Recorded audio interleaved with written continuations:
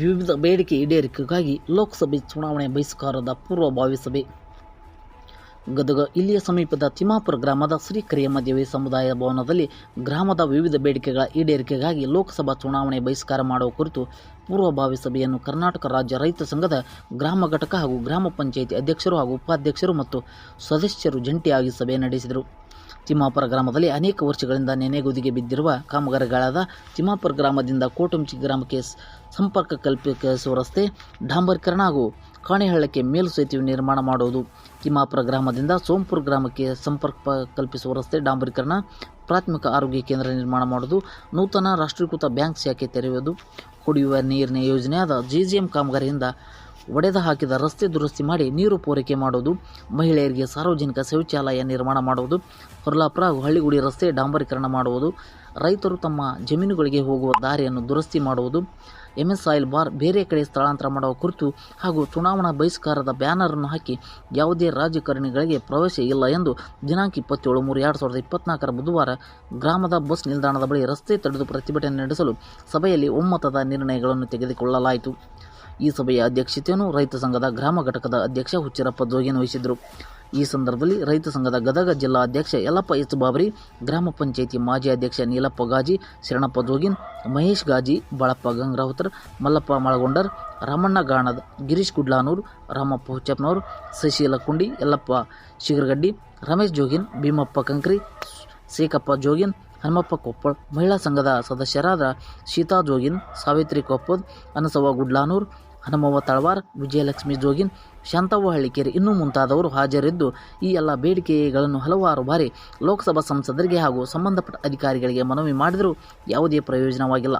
ಆದ ಕಾರಣ ಲೋಕಸಭಾ ಚುನಾವಣೆಯನ್ನು ಕರ್ನಾಟಕ ರಾಜ್ಯ ರೈತ ಸಂಘದ ಗ್ರಾಮ ಘಟಕದ ಅಧ್ಯಕ್ಷರು, ಉಪಾಧ್ಯಕ್ಷರು, ಸದಸ್ಯರು, ಮಹಿಳಾ ಗ್ರಾಮ ಘಟಕದ ಅಧ್ಯಕ್ಷರು, ಉಪಾಧ್ಯಕ್ಷರು, ಸದಸ್ಯರು ಹಾಗೂ ರೈತ ಸಂಘದ ಗದಗ ಜಿಲ್ಲಾ ಅಧ್ಯಕ್ಷರು ಹಾಗೂ ಅನೇಕ ಸಂಘಟನೆಗಳು ಮತ್ತು ಮಹಿಳಾ ಸಂಘದ ಸದಸ್ಯರು, ಯುವಕರು ಹಾಗೂ ಗ್ರಾಮಸ್ಥರಿಂದ ಗ್ರಾಮದ ಬಸ್ ನಿಲ್ದಾಣದ ಬಳಿ ರಸ್ತೆ ತಡೆದು ಪ್ರತಿಭಟನೆ ಮಾಡಲಾಗುವುದು ಎಂದು ಹೇಳಿದರು.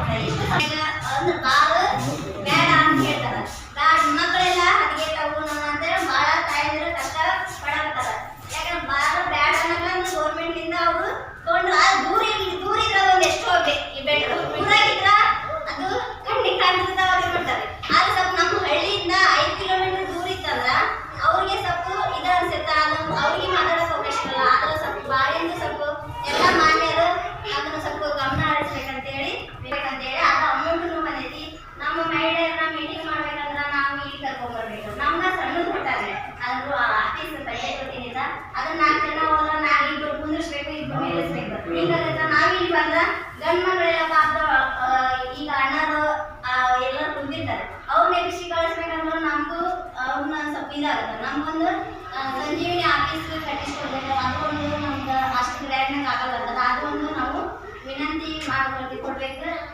ಮತ್ತೆ ಇನ್ನು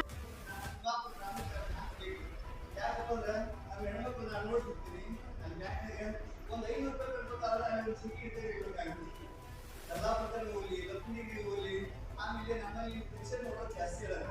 ಒಬ್ಬ ಅಜ್ಜಿದೊಂದು ಪೆನ್ಷನ್ ನಾವು 1500 ಇದೆ, ಸಾವಿರ ಪೆನ್ಷನ್ ತರಕ 2000 ಈಗಿದ್ದಾಗ ಅಟ್ಲೀಸ್ಟ್ ಬ್ಯಾಂಕ್ ಹ್ಯಾಂಕ್ ಮಾಡಲ್ಲ ಇವರು ಇಷ್ಟು ಹೋಗಿ ನಮ್ಮ ಸದ್ಯ ಮಾಡೋವೆಲ್ಲ ಬಿಡಿ. ಪ್ರತಿಯೊಂದು ಗ್ರಾಮ ಪಂಚಾಯತಿಗೆ ಒಂದು ಬ್ಯಾಂಕ್ ಮಾಡುವ ಆದೇಶಕ್ಕೆ ಸರ್ಕಾರ ವಹಿಸಿದೆ. ಅಟ್ಲೀಸ್ಟ್ ನಾವು ಈ ಹೋರಾಟಕ್ಕೆ ಹೋರಾಟ ಮಾಡಿದ್ರೆ ಬ್ಯಾಂಕ್ ಪ್ರಾಥಮಿಕ ಆರೋಗ್ಯ ಕೇಂದ್ರ ನಮ್ದು ಈಗಾಗಲೇ ಪ್ರಾಥಮಿಕ ಆರೋಗ್ಯ ಕೇಂದ್ರ ಅದಕ್ಕೆ 3 ವರ್ಷದಿಂದ ದೊರೆಯುತ್ತೆ ಬಂದಿದ್ದಾರೆ. 2 ವರ್ಷದಿಂದ ಏನೇ ಹೇಳ್ತಾರೆ ಆಗ್ತದಾಗ ಅದ್ರ ಮೇಲೆ ಯಾರು ಹೋಗ್ತಾರೆ ಒಂದು ಉತ್ತರಿಸಿರೋಕೆ ನಾವು ಪಂಚಾಯತಿಯಿಂದ ನೀರು ನಿಷೇಧಿಸ್ತಾರ.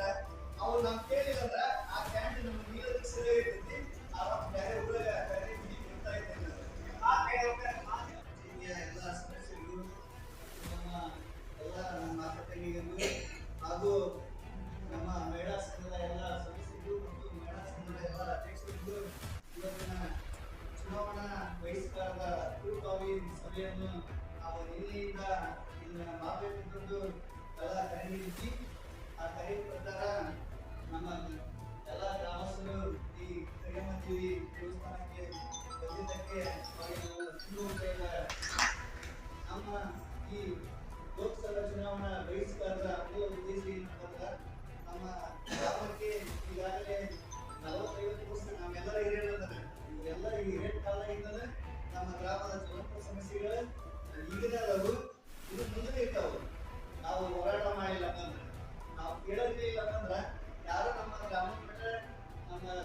ಯೋಜನೆಗಳನ್ನು ತಂದುಕೊಡುವಂತ ಅಧಿಕಾರಿಗಳಾಗಲಿ ರಾಜಕಾರಣಿಗಳಾಗಲಿ ಯಾರು ಮಾಡಂಗಿಲ್ಲ.